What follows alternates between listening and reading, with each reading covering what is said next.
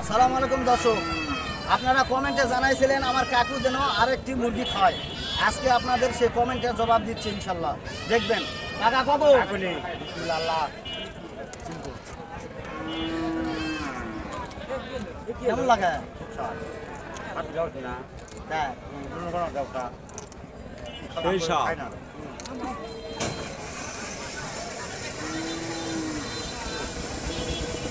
মজা না ভাবে খায়, দেখেন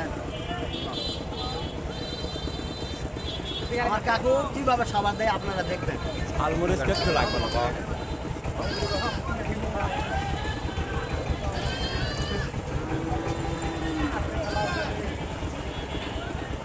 কিভাবে বোঝাই পারো?